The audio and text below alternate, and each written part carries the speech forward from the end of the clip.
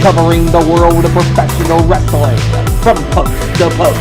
A show from the Busted Open Nation. This is the Nation Corner. Here are your hosts, Front Row, Sony, Justice, and Talent.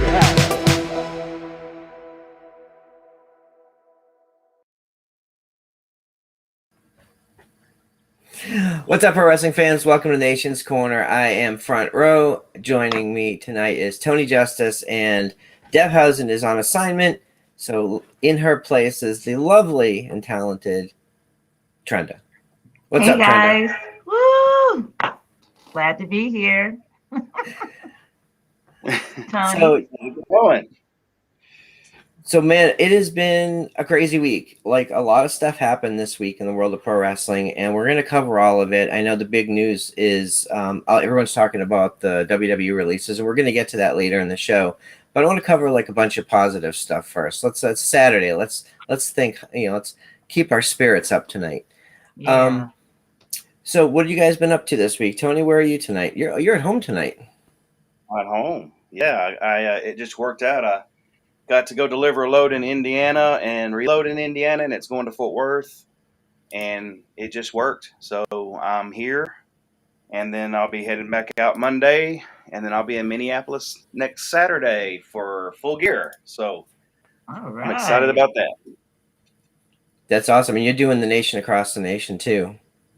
Yeah, I'll be there Saturday at O'Donovan's for the Nation Across the Nation event with LaGreca and Mark Henry, and Miss Gabby will be there. And so any of you in the nation that want to come out there and join us in Minneapolis, come on with it, because you're going to have a blast. And then that evening, Full Gear at the Target Center in Minneapolis. So I'm excited about that. And I think Rampage is taping or going to be live in Minneapolis Friday night at the Target Center also. So they're doing Rampage live Friday night, and then the Nation Across the Nation Saturday, and then Full Gear that evening. So, wow, that's pretty cool. Full Gear is going to be your first AEW pay-per-view? Yes, it's my very first AEW show, period. Yeah, so I'm excited about that. Yeah, you're definitely in for some fun there. Oh, it's going to be like a rock show. Oh, yeah, I can't wait. I'm excited. Yeah, I'm looking forward to hearing your experience because, I think a lot of us have been to AEW shows since, post-pandemic, and the energy is off the charts, man. You're going to have a blast. Right. Yeah, I've heard from Deb and Ash, she went to AEW Dynamite this past Wednesday, and she had a blast. So I'm excited. So, yeah, it's going to be one for the books for sure. Yeah, Trent and I were here in Charlotte. We went to the AEW show a couple months ago, and it was pretty great. That was the Nick Gage Chris Jericho match. Yeah, it was awesome. The crowd was just live the whole time. It just vibrated through the room. No lows all night. All highs. Just awesome. So what are you up to this week, Trent? What do you got going on?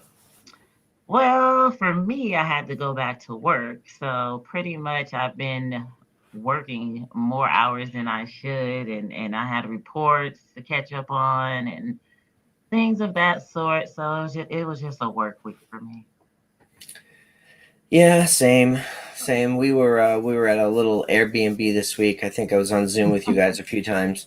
They were redoing our floors, and it was a mess here. So I had to work from there this week, but everything's back to normal. I'm in my normal spot again, which is nice. And our little Zelda's much happier to be home. She was not a big fan of being in the cabin where the acorns were hitting the roof like gunshots every couple of seconds. It was a bit much for her.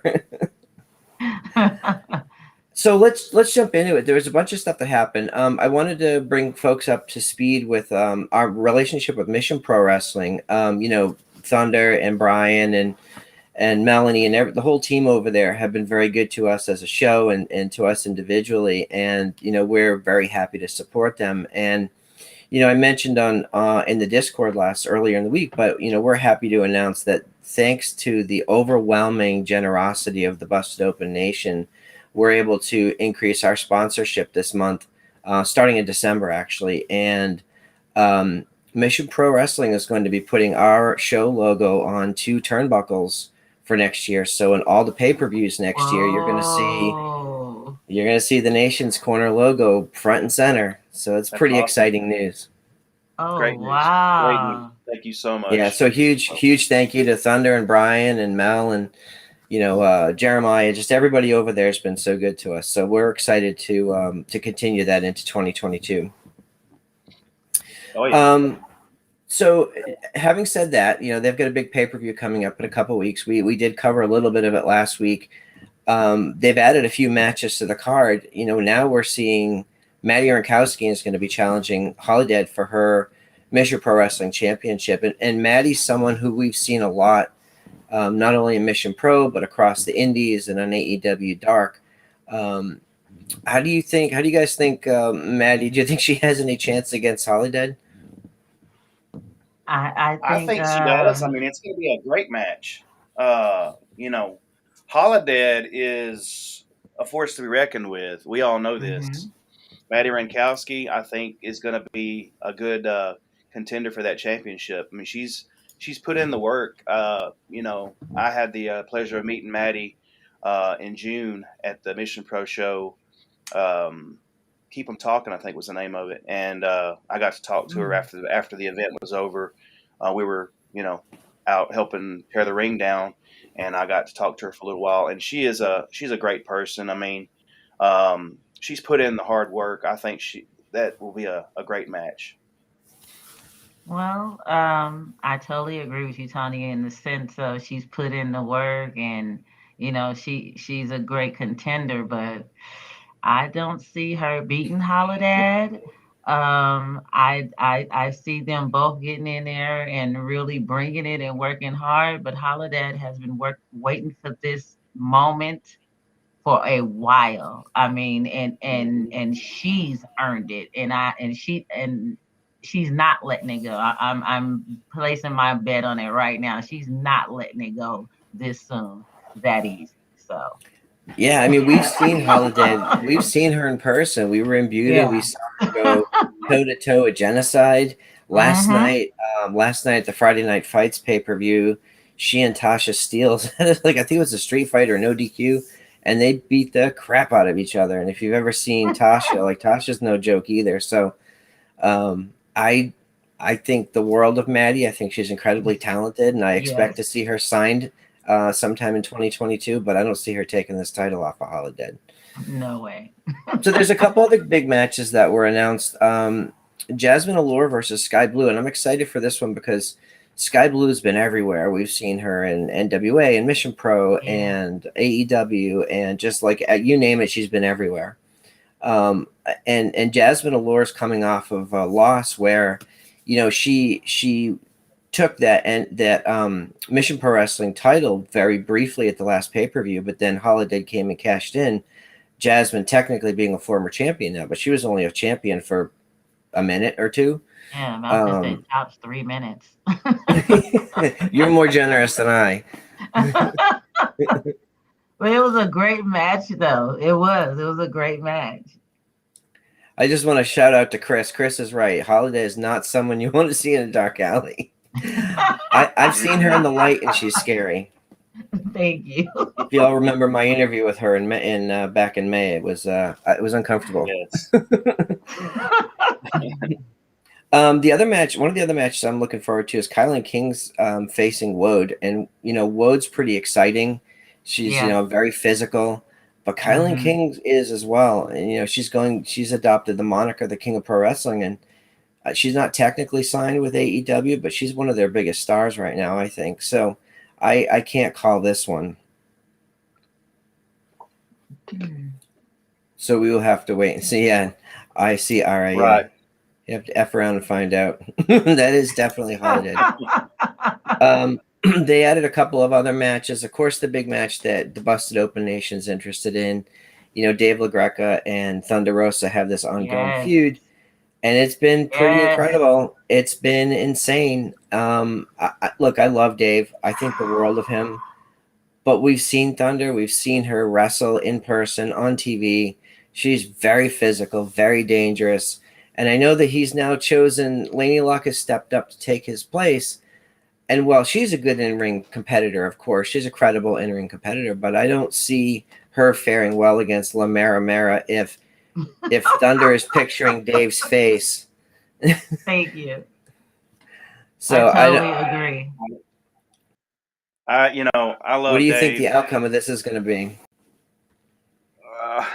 I love Dave and all. I'm a Dave LaGreca guy, but I really think that he's going to have to be preparing to get a tattoo. I really do. Made that stipulation on Busted Open Thursday, wasn't it? Thursday, whenever they made the stipulation that the winner or the loser of the match to get a tattoo. So we will see what size the tattoo, where it's going to be.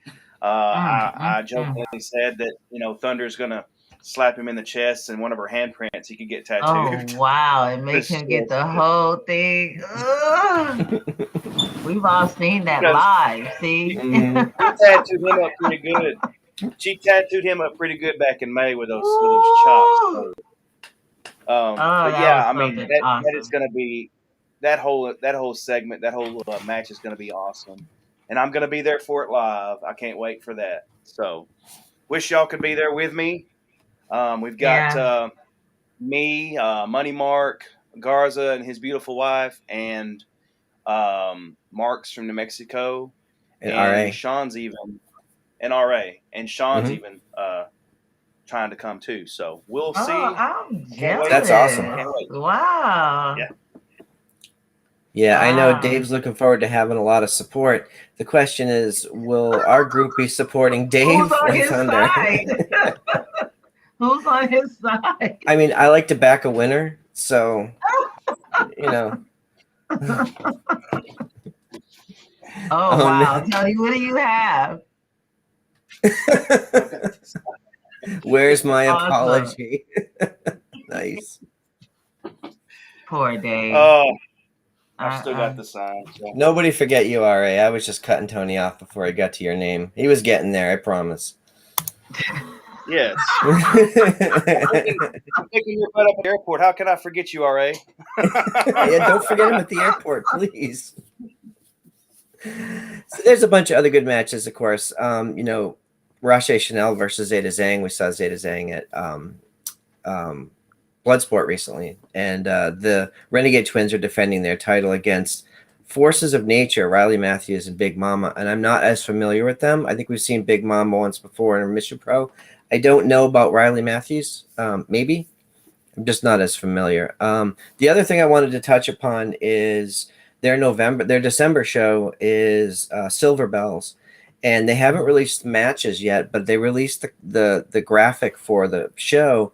And there's some interesting people on here that we haven't seen in Mission Pro yet. Lady Frost is on the poster, and I know that she was scheduled to be part of the show earlier this year and had, some personal things going on that she had to cancel that appearance, that match. So I'll be interested to see where she fits in this card. Oh wow! But someone else that I'm really excited about, I don't know, you guys may not be as familiar, is Sadie Lee Moss, and she was a big part of Queens of Combat here. And Chris is in the chat. She remembers Sadie Lee wrestled at the Greensboro show that we went to together. And she's just awesome. She's even gotten shout outs from a bunch of the main roster people. Like Ziggler said she was his favorite wrestler. And it was really a lot of fun. I think that's Heather Monroe on there too, but I'm not 100% sure. The graphics kind of small. So that'll be fun. So shout out to everybody at Mission Pro. We're very happy to continue our relationship with them, and thanks to Brian and Thunder and everybody. So let's what we wanted to do tonight is sort of switch things up and cover the shows in the order in which we thought they were exciting. So needless to say, Raw will probably be at the bottom of the list if it makes the cut at all. That's horrible. For me personally, the most exciting show of the week continues to be the 1 hour Rampage on Fridays. Yeah. It is packed. The matches are the right length. It's paced properly. And they've been kicking off almost all of these shows with the Bryan Danielson match. And they've all been like next level. And the people that he's faced have been a variety of styles. It just shows the versatility of this guy, and it's been awesome. So I'm assuming you guys saw Danielson and Bowens. Yeah, Yes. we watched it. I watched it with the Zoom group, and it was funny because that you said it that way. Because as soon as I seen Danielson come out, I really didn't pay attention to who he was fighting, but I was so excited. I'm like jumping in my chair because here he comes, and I think the first thing I said in the group was, every week he comes down here with this "I'm ready to kick somebody's butt" look on his face, and he gets in the ring and gives 5-star matches and makes the company, the person he's wrestling against, and himself, everybody gets over. I was just excited just to see him come down there. Him being the first person on the show made I would take my money. Take my money. I'm ready. Yeah. I enjoyed the rap from the Acclaim coming down to the ring. You know, the line that he said where, and y'all are going to have to probably let me know or fill me in because I'm an idiot. I know where you're going with this. I know where you're going with this. He said, "I'm going to beat you quicker than your father-in-law fires people." And more careers than your father-in-law. Ends career, right? I don't know what he was talking about. I was assuming Vince, but I mean, he was not. He was talking about Johnny Ace, who is his father-in-law. Oh, People okay, power now. And he is head of talent relations. Okay. So he was specifically talking about Brian's father-in-law, not Vince. Yeah. So okay. I thought we all popped for that line too. Yeah. They actually had I enjoyed that. Go ahead. I was gonna say they had a couple of other references throughout the show. So did you guys? The only thing that bothered me about this match is that it was too short. It was only like 12 minutes long, which is about right for the show.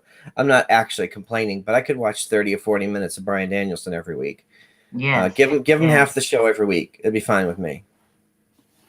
But I think because of realistically, he was fighting a younger talent, and you could tell that he was carrying him in the match. Still made it look great though. It was a great match. So in that sense, it wasn't like with Eddie Kingston or an Omega. So I expect it to be about 12, no more than 15 minutes to just get out there and showcase and give the young man a minute to shine and he didn't have as many bruises, and give him a week off from it so his chest can kind of heal, because every week is like, ugh. So, I expect it to be about 12 to 15 minutes.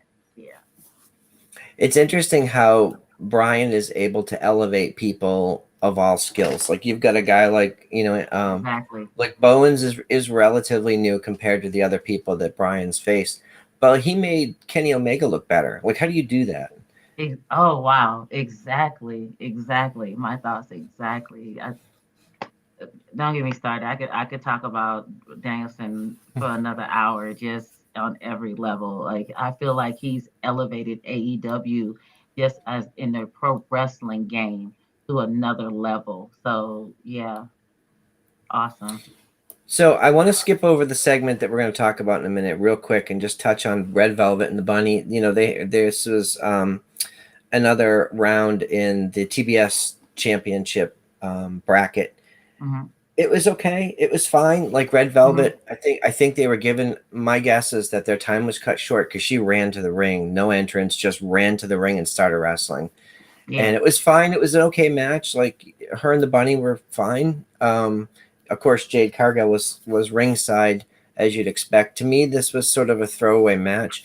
Not that they didn't put the work in and have a good match, but it was just a placeholder to get to the next round of matches in the tournament. So I don't know if you guys had anything extra to add to it. No, I noticed there were some spots in the match, within the match, that were, they were kind of sloppy. I don't know what was going on there, but I just, I thought the same way you did, Front Row, that it was just a match to get through, to get to the next, to get to the next match, or to get to the next slot in the tournament. Jade and Red Velvet, they've got a history. Back when the whole Shaq stuff when Shaq came in. So they've got a history with that. So we'll have the next chapter in the Red Velvet and Jade story, and we'll see what happens. Yeah, and Trenda can talk more about this than I can, but I think there's some history that carried over to the Roads to the Top show as well. Yeah, they realistically, Red Velvet kind of stepped in because Brandy was pregnant. Initially it was supposed to be Jade and Brandy going at it, but then Red Velvet being her protege at that time, on the Nightmare Family, and then the confrontation between Jade and Cody, so she stepped up in that position. On the show, they were pretty much talking about how they had a scene or that they were going over, and I think it was Red Velvet had to they were ended up slapping each other. And I guess Red Velvet felt that Jade's slap had a lot more power to it than it was necessary. And so it was like Brandy was trying to smooth things over. She invited them both to a little event to try to kind of hash everything out. But it was funny because on the show Rose to the Top, Brandy made a comment that after the little segment that you can really see Jade's whole palm print across Red Velvet's face. but but Jade was like, well, she hit me hard too. But it was like, and you could tell it was not like she didn't hit you as hard as you hit her. Like your whole hand is across this girl's face. So yeah, they got some animosity. They made it seem like on Rose to the Top that everything was gonna be pretty good, and they kind of squashing in front of Brandy, but you can see they still kind of side-eyeing each other, and so it's gonna be interesting because when it's has that real life behind it, that real true animosity, sometimes them hits get a little snug. So yeah. Yeah, and so like they advance on to the next round in the tournament. It is Jade Cargill versus Red Velvet, but also in this round we're going to see Nyla Rose versus Hikaru Shida. Yeah. Man, my money's on Shida, but it could be anything at that point. And we've got Ruby Soho versus Chris Statlander. I'm a huge fan of Chris Statlander, but Ruby's a whole. Ruby's hot right now. I'll just say it that way. Ruby's hot right now, but dang, I would love to see Chris get a shot. In that bracket, like she's been there and she's been doing the work to not just be in the tournament, to at least be in the finals. I think she's great and she's been working really hard. So I don't know. I know I kind of feel like you do as far as the outcome, but I would love to see her. Well, if you look at the bracket, we could see Hikaru Shida versus Ruby Soho in the next round. Which I'm not mad at. And of course, rounding out this level is Jamie Hayter versus Thunder Rosa. I mean, look, we all want Thunder to win. We do. Yes, we do. I think she's going to beat Jamie, but I don't know if Jade is the chosen one. That means that the semifinals will be Jade versus Thunder. Then I think the chosen one can. They need to just go on and play out the Red Velvet and the Jade angle, because if I don't, Jade going over on Thunder, is that realistic? Are we talking about exactly? I was just going to say, are we talking about script or are we talking about skill? Because wow, I'm gonna let that go. All right. All right. So let's move on. And of course, they closed out the show with Adam Cole versus John Silver. This was a surprisingly good match. And I say that not because they're both not great. And of course, Adam Cole is who he is. I just didn't know if they would have chemistry or if it would be interesting. But to me, John Silver, like, he showed up and showed out in this match. Yeah, the whole carry over from the BTE, where John Silver's calling Adam Cole Budge. That seems to get under his skin, and that whole. I mean, did you see all the signs in the crowd? Of course, they probably passed that out, but the big sign, someone made a big Budge sign. So Budge has definitely gotten over with the crowd, and Adam Cole. I mean, it just triggered him, and they had a hell of a match.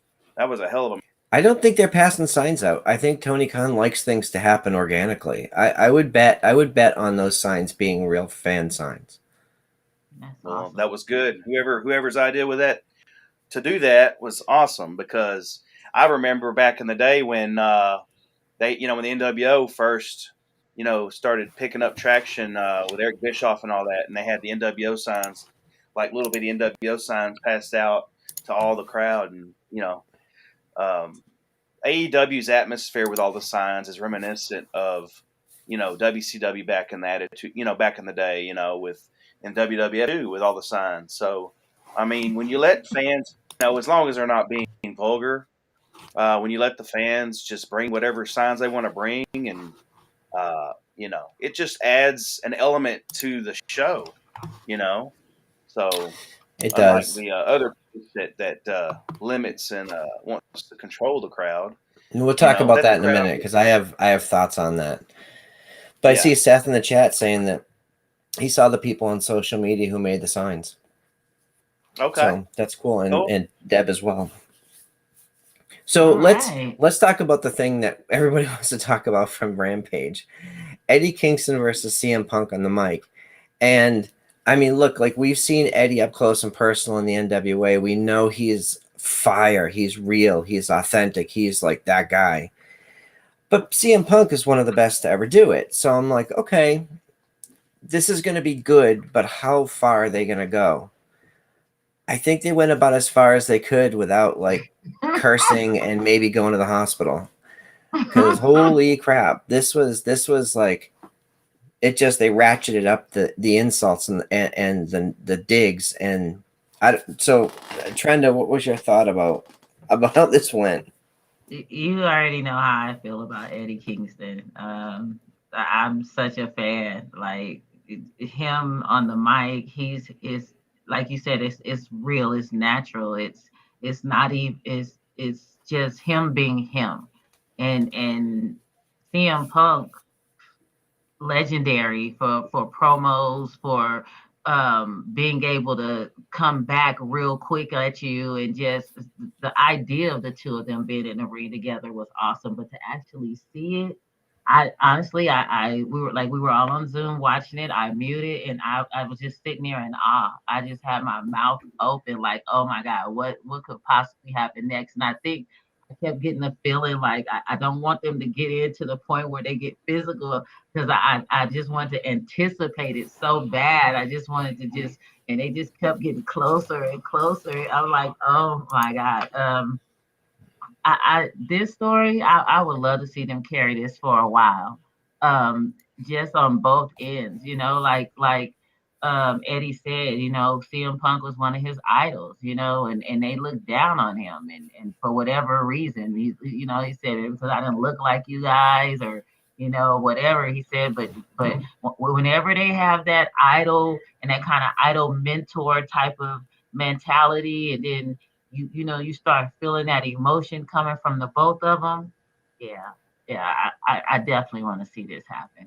Yeah. Then Tony, before we get to you, I saw someone write about CM Punk's what he's been doing since he's come to AEW, and they referred to everything pre Kingston as side quests. He's been doing side quests, and this is his big boss. Like this is the main event. And of course, in my mind, I'm going, well, he's eventually going to get to MJF, and that's going to be fire. And then you go, oh, wait a minute, we're going to don't miss this. Like this is going to be super special.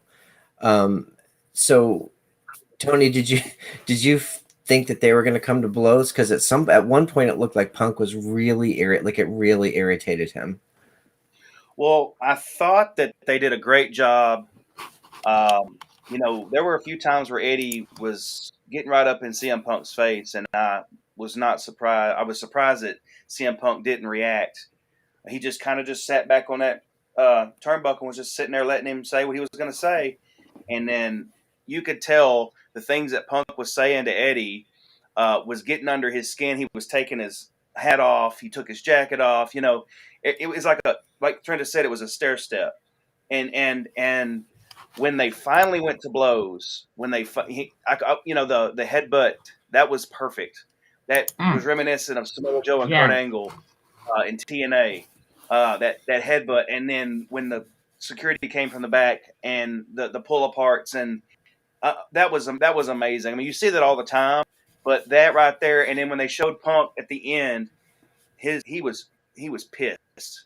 The look in his eyes, he was pissed. He was legit pissed. So I think that you know, and again, I'm going to get to see it live, and I can't wait. It's going to be an awesome match. I cannot wait. Screw you, Tony. I'm like Chris. Chris in the chat said it made me believe, and I totally agree with Chris. It made me believe, and you're not getting a lot of that. But boy, I feel like these two fought in a dark alley once before, and now they want to get round 2 started. Like I'm ready to see it. I'm definitely buying the pay-per-view. Well, it's one of the things that Billy always talks about, that the best pro wrestling is as real as possible. Like, we don't want people to go in there and actually kill each other, right? But this felt as real. And one of the things that to me stuck out was when Eddie mentioned Samoa Joe.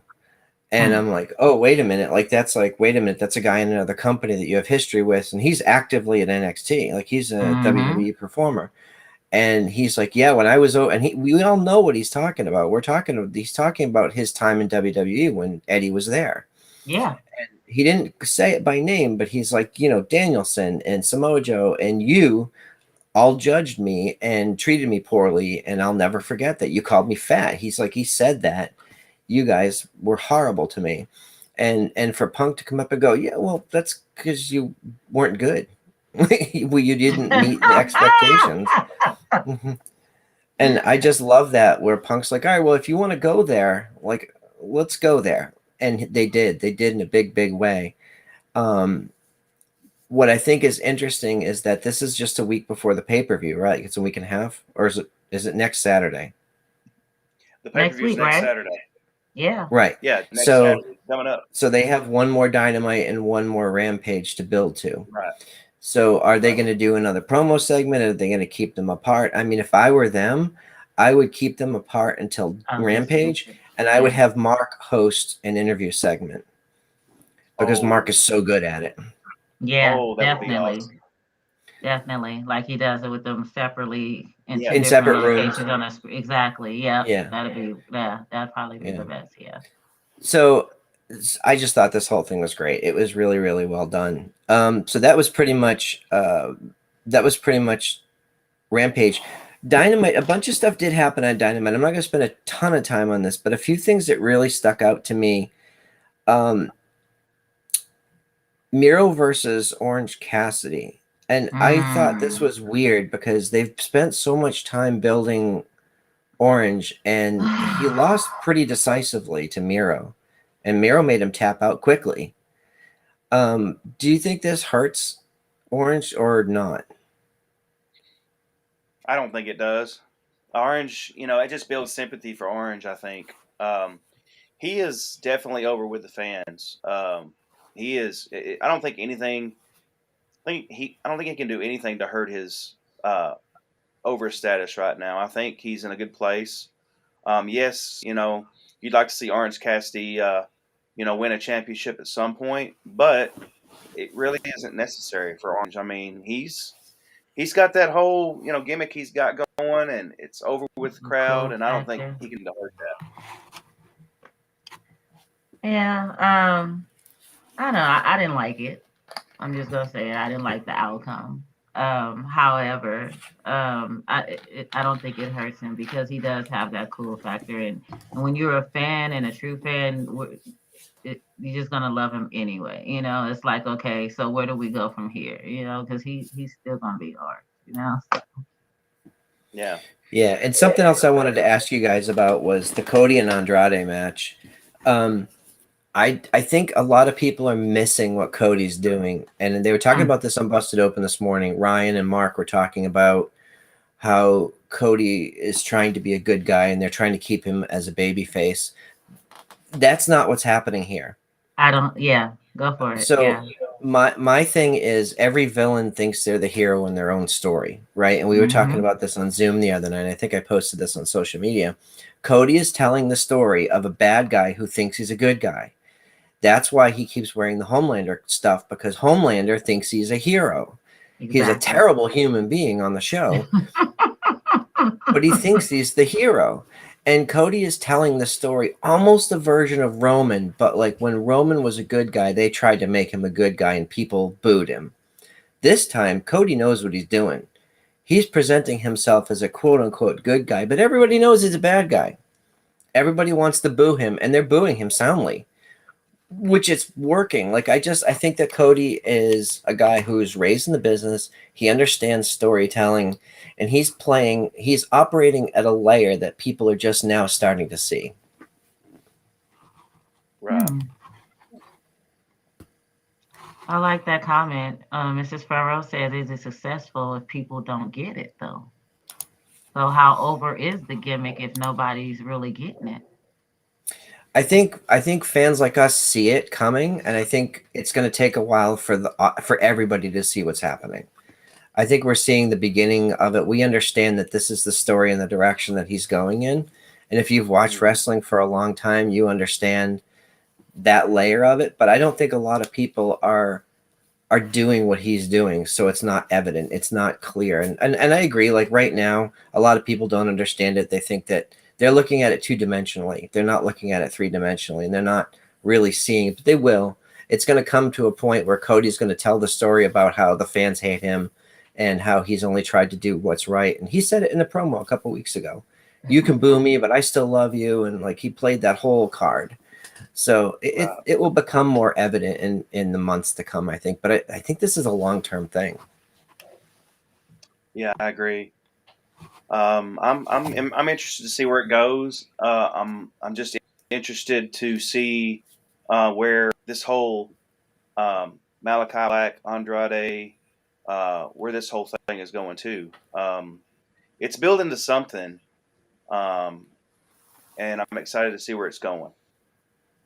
Well, for me, that little Arn and Kelly. Yeah, Telly moment. Whoa, like look at that.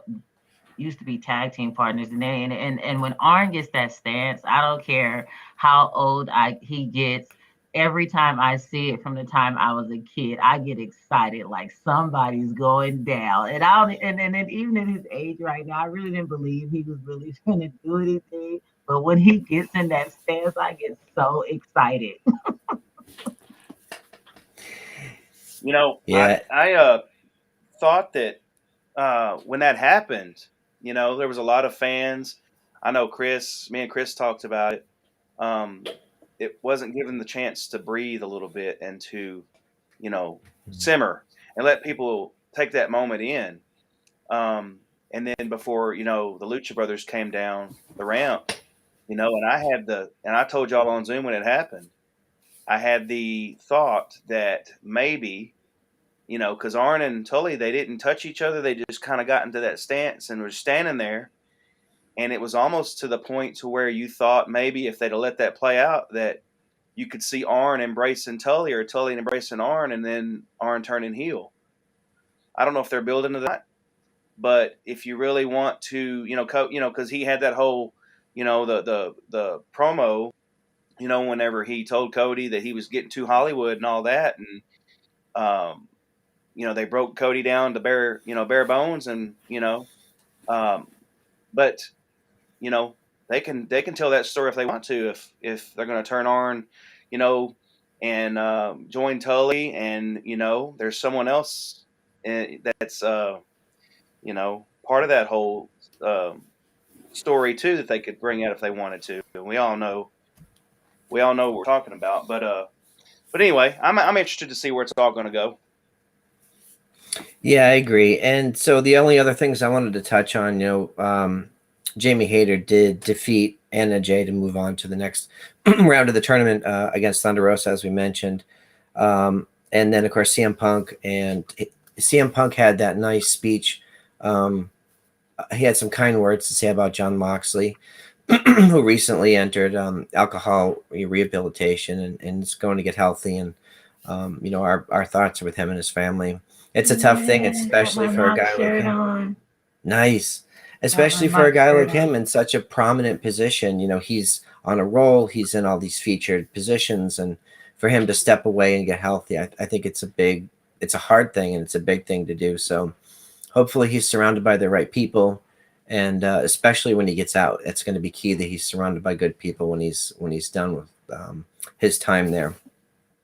So we all send, our best wishes to Mox and Renee and everybody in that family. I did want to move on to SmackDown because there was a couple of things here that I had an issue with. SmackDown continues to be an exciting show. Like, I really like SmackDown. The stuff they're doing, especially with everything to do with the bloodline, is gold to me. But there was a couple of things that happened earlier in the show that I had questions about, and I wanted to get your thoughts on. Naomi faced Shayna Baszler, and Naomi won, and then Sonya came out and said that Naomi cheated or something, and they restarted the match, and then Shayna won. Like, at what point did we now get Sonya and siding with Shayna? Like, this was weird to me. I haven't seen this building. Is this new? Like, what are we doing here? Actually, for the past couple of weeks, that's what they've been doing is because realistically, Naomi's been calling out Sonya. And then first Sonya was like, oh, no, I'm an executive. I don't get back in the ring. And, she was making excuses. Then she had a match where it was Sonya and Shayna against Naomi in a the 2 against the 1. And then, of course, they beat Naomi. And then it was this last match where Sonya just sent Shayna, like Shayna's her muscle now, I guess. Sent Shayna in there to have the match against Naomi, because basically Naomi's like, she'll beat her. And then after she beat her, she wants to beat up Sonya. So, I don't really know where they're going with it. I really think it was, at first I thought it was going to be an intro to Sonya getting back in the ring. We haven't seen her in the ring in quite some time. She came back in an executive position. The one match where they had the tag team handicap match, she got in the ring for like a split second and kind of hit Naomi, after Shayna had already put her down, type of thing. So but I don't really know where they're going with it, but that's Yeah, I don't know either. What I did see was so Angel Garza and Humberto Carrillo are now a tag team called Los Lotharios. Yes. Does anybody there speak Spanish? Because this is a horrible name. It literally translates to a man who behaves selfishly and irresponsibly in his sexual relationships with women. Like, it's a terrible name for a family for a tag team on a family show. Okay, so since I didn't speak Spanish, I didn't know that, but all right. Yeah, I got smartened up to it last night. I saw on Twitter everyone was going, what the hell are they doing? Do they not know what this means? Like, so we'll see where that goes. Interesting. SmackDown. The other thing I had an issue with was, look, Happy Corbin. I love Baron Corbin. I think he's a tremendous performer. I think he does his very best to hit home runs with everything he's given. I have immense amount of talent, immense amount of respect for him. This is terrible. What he's doing, and Riddick Moss, who's a big badass, he's Madcap Moss now. You got two goofy guys. Madcap Moss. They're killers. Like they're like, yeah, Mrs. Front Row. Maybe they're gourmands. If you listen to Busted Open today, you'll get that. But I just think the whole thing's terrible, and they're in the ring with Viking Raiders. We've seen Viking Raiders. Mrs. Front Row and and you guys have seen War Machine when they were in Ring of Honor. I mean, they are just an incredible tag team, probably one of the best tag teams they have. And what are they like? what is this? What are we seeing on our TVs? I have no idea. I have no answer for you. All right, moving on then. Okay. Okay, so here's my other complaint about SmackDown. And I hate to be so negative about it, but I'm a huge fan of Hit Row and NXT. Hit Row comes out, and of course they let B-Fab go, which was terrible. Like, okay, she needed some work in the ring, but like she was a big part of that group, and she was awesome on the mic. And she's gone now, and they have Sammy come out and pretend to be in the community. Like what would they? Like, I understand that Hit Row they shot him down real quick, like they didn't play along with it. But I was like, no, this isn't it. Yeah. You guys saw my reaction when we were watching it together. I almost turned the channel because I was just like, I can't. I don't know what this is. Trenda gave us the old side eye. I was like, I don't know what, and I'm a big Sami Zayn fan. Like I really am, and I don't know what they're doing with him. I don't know what nobody's doing anymore. I'm just here. I'm just one of those program people at this point. I feel like I'm just here, you know. So yeah, I don't know. Yeah, the only good thing I really do have to say about that is the main event. You know, we keep seeing the Usos and the New Day in some form or fashion. You know, we've seen it a million times, but we saw King Woods and Jimmy Uso, and I don't mind seeing it again because they're really good. They're really good together. I love the fact that when King Woods comes down, they announce him as King Woods and the hand of the King Kofi. He all comes up like the hand of the King. That's awesome.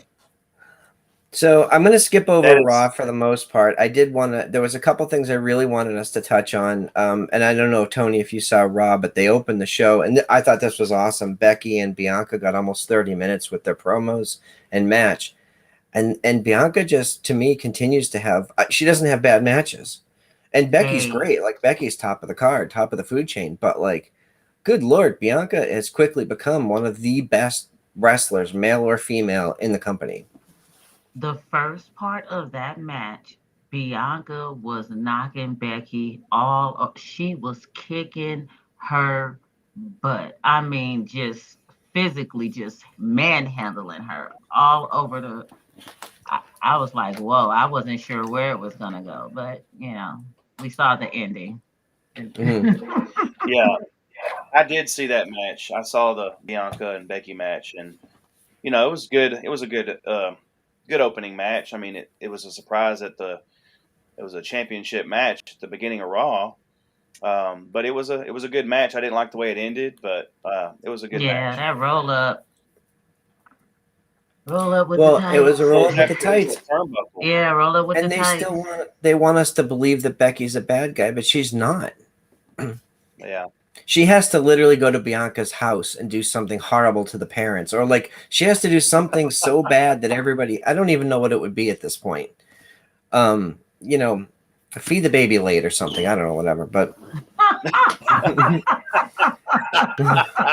she got to get heat do what somehow. You do to Zelda sometimes. So they did announce on social media today. They announced the Survivor Series teams. On the men's side, the Raw team is Rollins, Balor, Owens, Rey Mysterio, and Dominic. And on SmackDown side, they've got Drew, Jeff Hardy, King Woods, Sami Zayn, and Happy Corbin. Over on the women's side, they have for Raw, Bianca, Rhea, Liv Morgan, Zelina Vega, and Carmella. And on SmackDown, you've got Sasha, Shayna, Shotzi, Natty, and Aaliyah, who just debuted on SmackDown last night. It's interesting that she's in a Survivor Series match. She's not new. I mean, she was in the 2015 Breaking Ground special. She's been wrestling for 6 or 7 years now. So, you know, I'm happy to see her on TV. Good for her. It's just weird to put her in a Survivor Series team. Maybe they're short on people. Why is that? Oh my goodness! So you know, in my opinion, this seems like, you remember when we were in school, front row, you might remember when we'd be playing football or so, and you'd have team captains and they say, okay, we want them, him, and then okay, him. He left. I feel like That was me. I was just always picked picking last. people on a team. That's all who's left. It's Oh, damn. there's no story. There's no story to this whole thing. And I mean, Survivor Series is when? The end of November? Sure. In a couple weeks? What are you gonna do? What are you gonna tell a story to explain this? No, there's no story. It's crazy. I mean, I just think it's just the same way that Hell in a Cell has become. It's just become a meaningless gimmick match. Is all it is, So I don't know. That's Well, my they've opinion tried on to it. tell the story of Raw versus SmackDown for ages now, right? Yeah. We're going to have brand supremacy and who's going to win, and you go, well, we don't care. You don't. If SmackDown and Raw had stable rosters for 2 or 3 years, then you would have a personality to each show, and you would have some sort of brand loyalty. But they just had the draft. Like, they're new. Like, these people are new to the show. Like, what do we care? I don't care who wins. I mean, their matches will be great, just like everything else. You go, these are some of the top talent in the world, but they're not telling stories that compel me to watch. No. But that brings me to the unfortunate news of the talent cuts this week. And I'm just going to run down the list real quick. Frankie Monet, Ember Moon, Scarlett Bordeaux, Oni Lorcan, B-Fab, Jesse Kamea, Trey Baxter, Katrina Cortez, Jeet Rama, Grand Metalik, Lindsay Dorado, Karrion Kross, Nia Jax, Keith Lee, Harry Smith, Mia Yim, and Eva Marie. Some of those are not surprises. They weren't really doing anything with them, so I get it. Like Harry Smith was on, Davey Boy Smith Jr. was on, I believe, the dark match for WrestleMania this year. He was the first person in WWE to perform in front of a live crowd. I think it was, I'm pretty sure it was him. And he made a big deal about, hey, I'm back in WWE. And that was the last time we saw him. I never saw him on TV. Yeah, it was really quick. And then, but some of the head scratchers, obviously Keith Lee, Nia Jax was a big surprise too, because there was some speculation about people being let go due to vaccination status, which has since been debunked because they can't legally do that. And Nia said, it had nothing to do with that. She's like, I was out on mental health leave. I asked for an extension and instead I got fired. I'm like, that's weird. So that was her statement on social media earlier, a couple days ago. Some of the names, all right, fine. But Frankie Monet, Taya Valkyrie just joined. She just started in NXT a few months ago. And she said, I relocated my family to Florida. We went through this whole thing. And and Mrs. Front Row's right. The metrics have to support, some of the talents. And it's true. I understand that they have to have a roster that they're using effectively. And everybody on that TV show, everybody on that show has to be drawing money. But you also have to allow for development.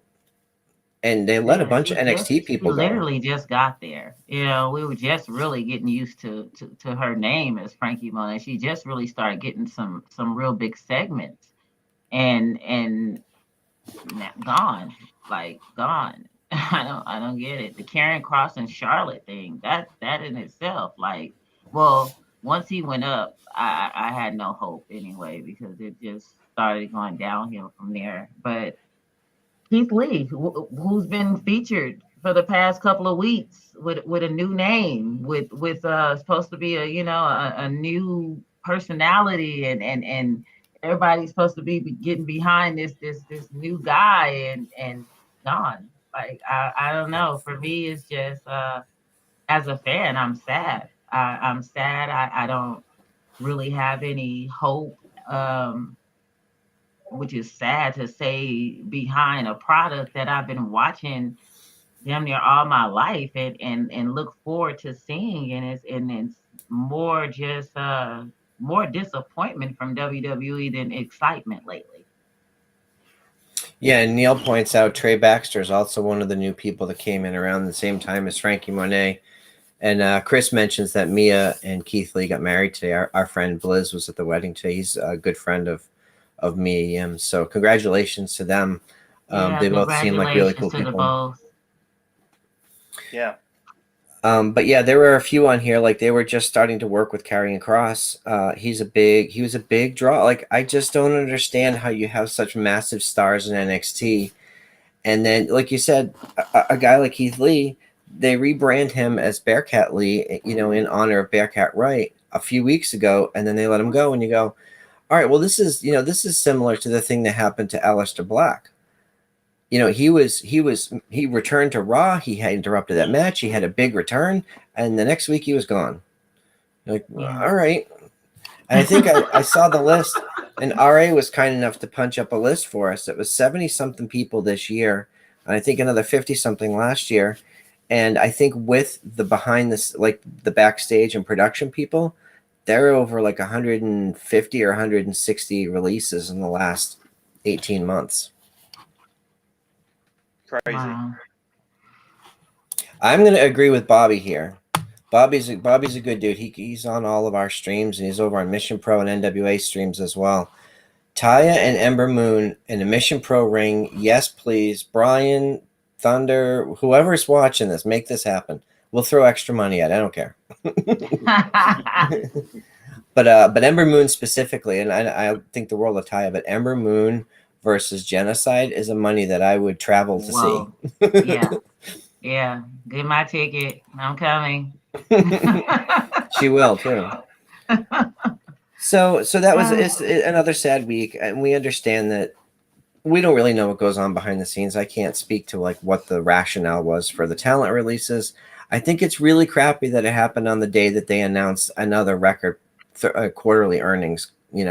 They had 257 million in profit, and they let go 17 superstars.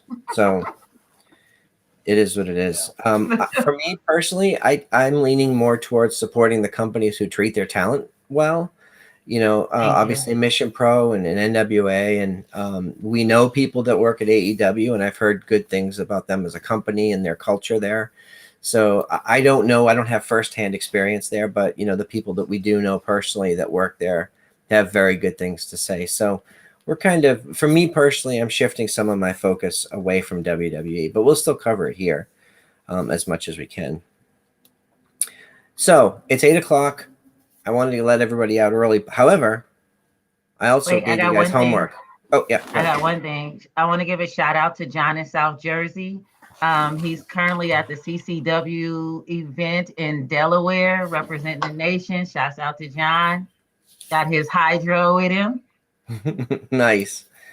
Yeah, John is a big nation member, man. He goes to everything. He's been to Baltimore with us. He's been all over the East Coast at independent shows. He went to Philly with you guys.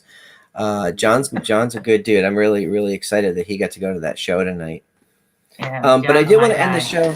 I wanted to end the show on a positive note. So I gave you guys homework. What are your top 5 favorite entrance themes? Not entrances, because entrances is a separate category, right? Just entrance themes. And the caveat here was you couldn't pick commercial music. Cult of Personality is easy, but it's a commercial song. Like, that was written before Punk.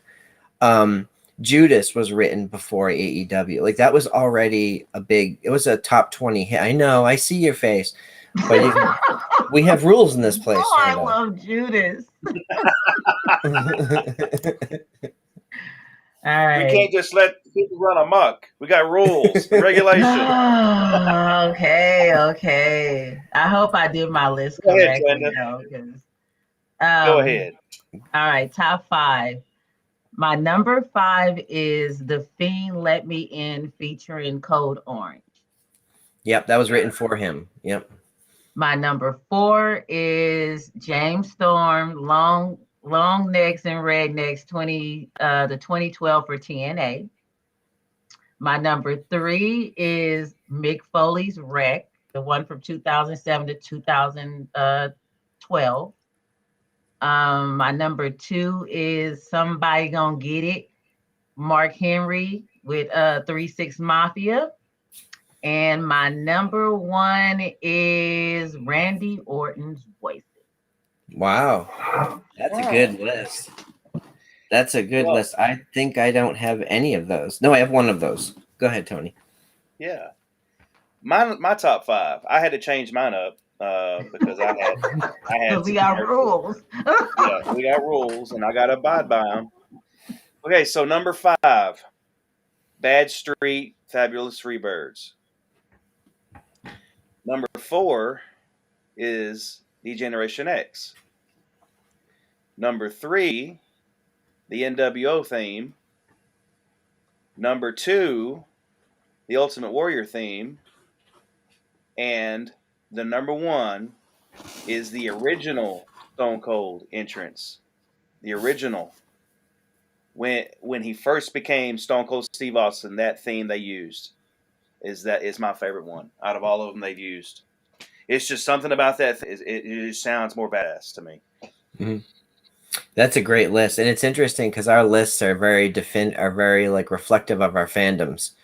Like we all came into wrestling in different ways, and we watch different things. Even though we've all watched it for a long time, we have a different focus on it. For me, like I came in during the Attitude Era, so I wasn't an old school fan in the '80s and early '90s. So, and of course, I've watched a lot since 2011 till today. So my list is a little bit more current. Number 5 is Charlotte. I love Charlotte's music. To me, I looked at the songs that really get me excited. Like the Undertaker's theme is amazing, but it doesn't get me hyped. It just tells me the Undertaker's coming, and I'm excited that he's arriving. But the song itself is just okay. So for me, Charlotte, when I hear her music, like it's got a good guitar riff, it's something you could listen to on your playlist. Working out, whatever you're doing. Number 4, DX. I'm with you. The DX theme is it's the quintessential song that brings you back to the Attitude Era. And anytime it hits, that something's going to go off the rails. Yeah. Number 3 is Undisputed Era. I think it's one of the best theme songs been written in the last 5 to 10 years. Yeah. It's awesome. They still use it on Busted Open. It's great. And number 2 for me, I'm also with you, Trenda. Mick Foley is, very much high on my list. And every time his music hits, I'm like, oh, good, Mick's here. That's awesome. Yeah. And number 1, I got to go Austin. I mean, the glass breaks, and it's the most iconic sound in wrestling. That glass breaks. To me, it is the most instantaneous reaction. You could play that at any indie show. You could play that anywhere in the world, and people know that's Stone Cold Steve Austin, and stuff's about to get real. So that's my list. I hope folks had fun with this. We certainly did. Anything else you guys want to add before we wrap up for the night? No, I'm good. Yeah. Cool. Well, we want to thank everybody in the chat, everybody watching at home, and keeping up with us on the socials. We appreciate the likes and retweets. Make sure you subscribe and set your notifications and your alerts and all that good stuff. You'll notice I did change my Twitter handle. Mrs. Front Row created mine 8 years ago, WWE Front Row, and it's just not quite indicative of who I am as a fan now, because I watch a lot of different things, and we report and we have conversations on this show about a lot of different things. So, and also Brian Rosa did give me a hard time about it, so I did have to change it. So WWE Front Row was Shout out to released, Brian. and now it's PW Front Row. Yes, WWE Front Row has been released, and we've hired new PW Front Row, and that's PW for Pro Wrestling. Wow. So you can blame or credit the Rosas for that one. Thank you. And Tony? Oh, my handle is the same. It's at Tony Justice and Justice for All, AJFA. So if you know what that means. Trenda? And to find me, I'm at Great Times Ahead on Twitter. That's at GR8XS Ahead. Awesome. And the show can be found on Twitter at Nation's Corner, and everything else, The Nation's Corner. On all our other socials, make sure you subscribe and like to the YouTube, and check us out on Facebook. We're trying to be more interactive on Instagram and Facebook. And big shout out to Deb Housen, who's been handling all of our Twitter posts lately, been keeping everybody informed and in the loop. So we are going to one more thing to add. Yep. Chad from Albany has been spending his weekend at Rhode Island Comic-Con, and he's been posting so many years that I feel like I'm there with him. Yeah. He's been having an excellent weekend. He got to meet Carl Weathers, Apollo Creed, got his pop signed by Carl Weathers, which was amazing. I'm so happy for Chad, and he got to reenact the Andy Kaufman, Jerry the King Lawler segment from David Letterman's Yes. show. That's He an went awesome dressed moment. in the neck brace and the overcoat, and they reenacted that picture. So follow Chad on Twitter at Chad from Albany, and Right. all of his pictures are on there. So yeah, check it out. Yeah, Chad had an amazing time. I saw him with Braun Strowman. I saw him with just all the Cobra Kai people, and it was like William Shatner, and it was just a list of who's who was there this weekend, and I definitely jealous. Bully was there. Bully was there. Yeah, we Yeah. spent some time with Bully as well. So very cool. All right, folks, we're a few minutes over. I want to thank you for being here tonight, and we will see everybody next week.